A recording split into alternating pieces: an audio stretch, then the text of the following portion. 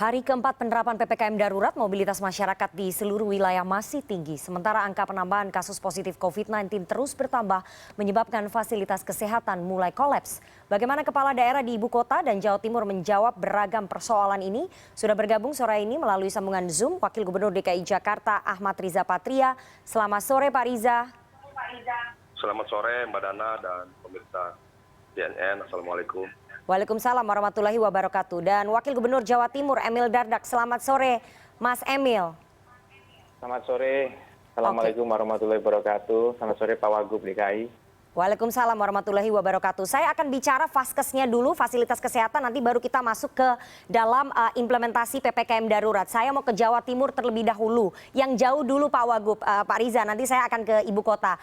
Mas Emil, 13 rumah sakit swasta di Surabaya kabarnya terpaksa melakukan sistem buka tutup pelayanan. Apakah ini artinya fasilitas kesehatan di sana mulai kolaps, Mas Emil?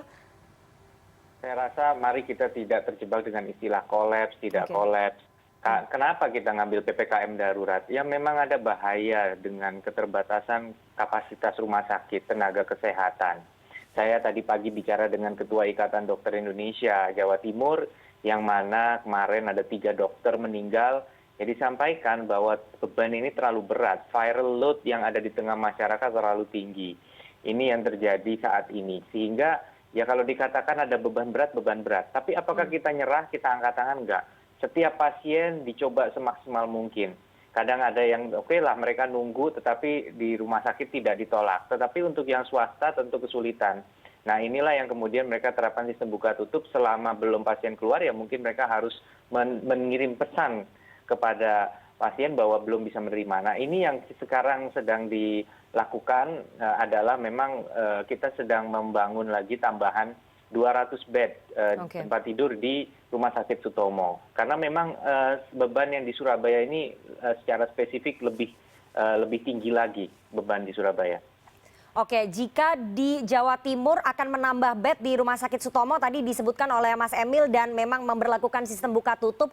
Bagaimana dengan di DKI Jakarta, Pak Riza, kita dengar informasi bahwa dari 91.000 kasus aktif, 40% ternyata butuh perawatan dan kesulitan untuk mendapatkan bed di rumah sakit. Kita lihat bagaimana masyarakat ataupun pasien-pasien positif ini harus mengantri untuk mendapatkan bed rumah sakit. Sejauh ini penanganannya seperti apa? Ya memang dalam seminggu terakhir ada peningkatan yang signifikan ya, bahkan sudah hampir 2 minggu peningkatannya, dan peningkatan terhadap kebutuhan bed memang dalam seminggu terakhir luar biasa. Namun kami sampai saat terus berusaha menaikkan kapasitas perawatan pasien COVID yang sedang kritis ya, yang klasifikasi sedang dan kritis. Alhamdulillah sampai hari ini, sekalipun memang tidak mudah mendapatkan bed di rumah sakit di 140 rumah sakit rujukan yang sudah kami siapkan, tapi pada akhirnya pasien dapat kami rujuk ke tempat-tempat yang sudah kita siapkan. Selain di rumah sakit, kemudian di Wisma Atlet, kami juga menyiapkan rusun Nagrek, rusun Pasar Rumput, Wisma, Gria, tempat-tempat lainnya, bahkan di kantor-kantor wali kota kita siapkan, bahkan di pos-pos RW juga ada ruang isoman, isolasi mandiri dan sebagainya. Prinsipnya memang ada peningkatan yang signifikan yang juga disebabkan karena tingkat atau PCR kami itu sudah hampir 16 kali dari standar WHO. Jadi semakin banyak PCR kami lakukan, maka dengan cepat, dengan mudah kami dapat mengetahui titik-titik penyebaran COVID. Dengan diketahui, maka kita dapat melakukan kontak tracing, kemudian kita melakukan treatment. Nah, pada treatment ini, memang rumah sakit hampir semuanya sudah di atas 90, bahkan 95%, bahkan ada yang mencapai 100%. Tapi semuanya, alhamdulillah dapat kita atasi, kita kendalikan. Ada beberapa masalah yang memang terus kita upayakan bersama Kementerian Kesehatan, yaitu terkait tenaga kesehatan. Jadi tidak sembarang orang bisa dijadikan sukarelawan, dia harus memiliki pengetahuan dan kompetensi tertentu. Nah inilah yang perlu waktu, Mbak Nana. Untuk itu pada kesempatan kami juga mengajak semua saudara-saudara kita dimanapun berada yang memenuhi syarat dan kompetensi segera mendaftar sebagai sukarelawan di Pemprov DKI melalui Kemenkes. Nanti akan dapat membantu saudara kita yang sedang membutuhkan. Jadi sekarang kemarin saya lihat rumah sakit Pasar Rebo masih ada 60 seat sebetulnya, Ya. tapi tidak bisa digunakan karena tenaga kesehatan kurang. Nanti kita akan tambah terus sampai hari ini, terus kita upayakan penambahan tenaga kesehatan. Oke, selain bed yang memang masih kurang dan akan ditambah oleh Pemprov DKI, tenaga kesehatannya juga akan sedang di talent scouting ataupun sedang ditambah begitu ya supaya bisa menangani kasus-kasus positif. Tapi saya mau tanya lagi ke Jawa Timur, kalau tadi sudah ditambah bed, tapi bagaimana dengan ketersediaan oksigen di rumah sakit Jawa Timur? Karena kita tahu pasokan oksigen ataupun pabrik produsen oksigen cukup banyak di sana. Apakah kemudian Jawa Timur tidak kekurangan pasokan oksigen dan tabungnya, Mas Emil? Baik, kita ada pemetaan kebutuhan oksigen kita di Jawa Timur, tetapi tentu ini tetap perlu dicermati. Ya. Memang pastinya ada lonjakan yang signifikan untuk kebutuhan medis karena peningkatan jumlah pasien. Nah, inilah yang kemudian kita memang melakukan pemetaan.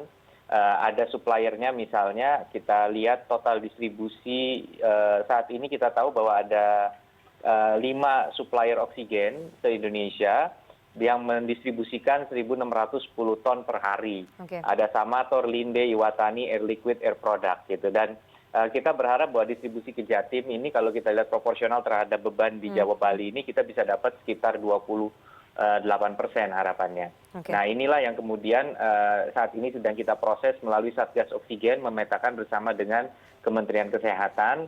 Kita berharap bahwa langkah pemerintah pusat untuk menarik proporsi kapasitas produksi dari kebutuhan industri ke kebutuhan medis juga berhasil diterapkan, sehingga kita bisa mensuplai. Karena beberapa daerah misalnya seperti ketersediaan di Surabaya memang banyak misalnya, tetapi kemudian di daerah lain ini sangat terbatas. Nah, inilah yang kemudian Sidoarjo, Gresik yang mengalami lonjakan ini perlu mendapatkan tambahan support. Ini yang dikawal khusus oleh Satgas Oksigen. Oke, artinya ada di daerah-daerah di Jawa Timur yang kemudian harus menjadi perhatian khusus untuk pasokan oksigennya begitu ya. Nah, kalau waktu itu kan Pak Gubernur DKI juga pernah bilang ada kendalanya di distribusi ya Pak Wagub ya, distribusinya. Dan ini yang disupport oleh pemerintah bagaimana membawa dari tempat yang memiliki stok ke tempat yang membutuhkan. Nah, ini yang juga dipetakan oleh Satgas Oksigen ini. Oke, baik. Saya mau tanya ke Ibu Kota. Kalau tadi di Jawa Timur sudah ada beberapa daerah yang menjadi titik perhatian, terutama Gresik dan juga Sidoarjo untuk pasokan oksigennya. Tapi di DKI, Pak Riza, kami melihat banyak sekali antrian masyarakat mengular berburu oksigen dan juga tabungnya. Menurut perhitungan Anda dan tim, berapa lama pasokan oksigen Ibu Kota mampu bertahan menghadapi lonjakan kasus?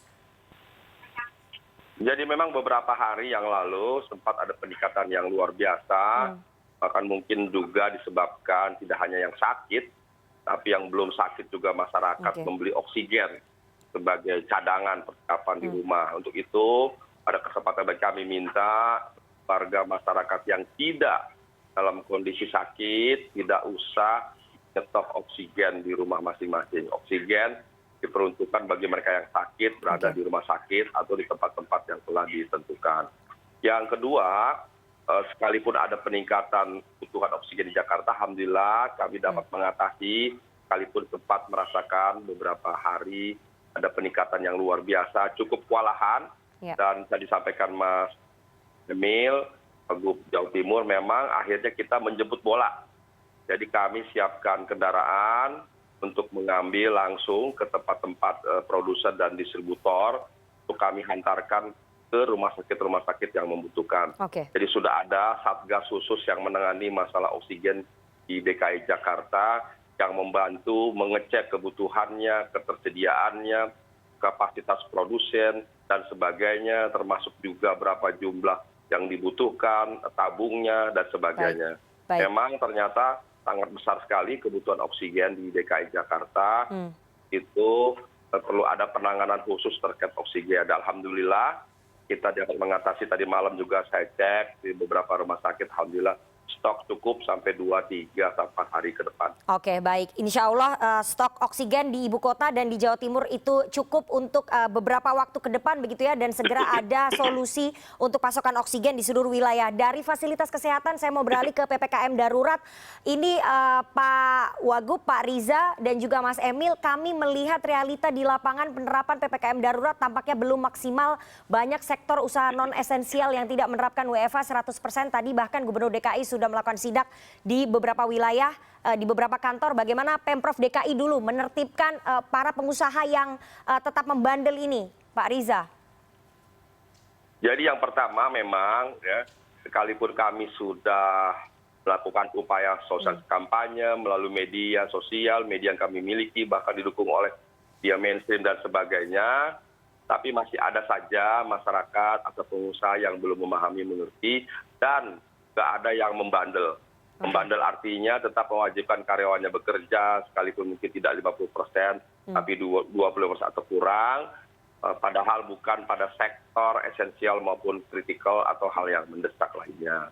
Nah, kita lihat kemarin di hari Senin terjadi penumpukan di pintu-pintu pembatasan atau penyekatan, dan ternyata masih banyak sekali karyawan, pekerja, bukan esensial atau kritikal atau bukan yang mendesak. Nah, untuk itu kemarin kita atasi dengan cara yang memutar balik mereka semua, dan itu menjadi pembelajaran kemarin macet total di beberapa titik, supaya menjadi perhatian kita bersama. Bahwa inilah akibatnya kalau tidak patuh dan taat, supaya hari ini lebih baik. Dan ternyata alhamdulillah hari ini pintu keluar masuk penyekatan lebih tertib, lebih baik, dan perusahaan-perusahaan lebih memahami dan mengerti, sekalipun masih ada juga yang membandel. Artinya Pemprov DKI akan tegas begitu ya? Mulai dari surat teguran, sampai dengan pencabutan izin bahkan pidana.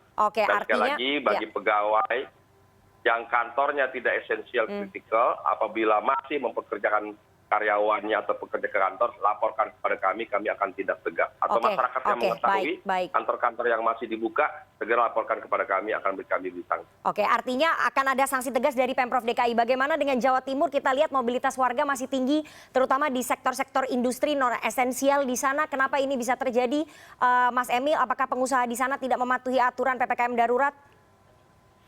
Saya berharap kita bisa pastikan dulu asumsi itu, karena nature ekonominya, karakternya beda antara Jawa Timur dengan DKI Jakarta.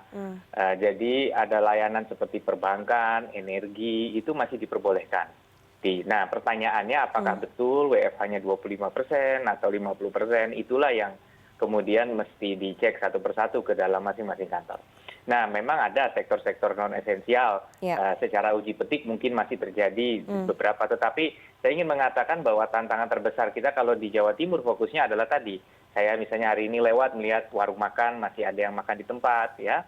Kemudian, tetapi kalau kita bicara industri itu definisinya esensial. Karena apa? Karena apa yang kita makan, apa yang kita gunakan itu sangat terkait. Ada raw material untuk bahan baku untuk industri lain. Ada yang membuat kantong dibutuhkan, plastik dibutuhkan. Jadi industri ini, mayoritas ini memang industri esensial, bukan industri tersier gitu. Nah, kegiatan-kegiatan yang sifatnya pusat perbelanjaan, kemudian juga makan di tempat dan layanan-layanan akomodasi lainnya, itulah yang kemudian mendominasi potensi pelanggaran yang harus ditegakkan.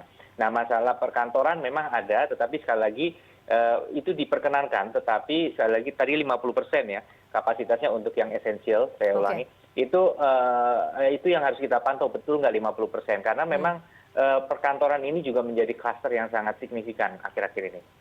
Artinya kita nanti tunggu bagaimana ketegasan dari pemerintah daerah baik di ibu kota dan juga di Jawa Timur dan juga di daerah lainnya terutama di Jawa dan Bali untuk betul-betul bisa memeriksa ataupun memastikan bahwa penerapan PPKM darurat ini bisa berjalan dengan maksimal, terutama WFH 100% untuk sektor-sektor usaha non esensial, sementara untuk yang lainnya, untuk yang esensial tetap 50%. Terima kasih sekali dua orang narasumber yang sudah bergabung pada sore hari ini. Ada Wakil Gubernur DKI Jakarta Ahmad Riza Patria dan juga Wakil Gubernur Jawa Timur Emil Dardak. Sehat selalu Bapak-bapak. Terima kasih.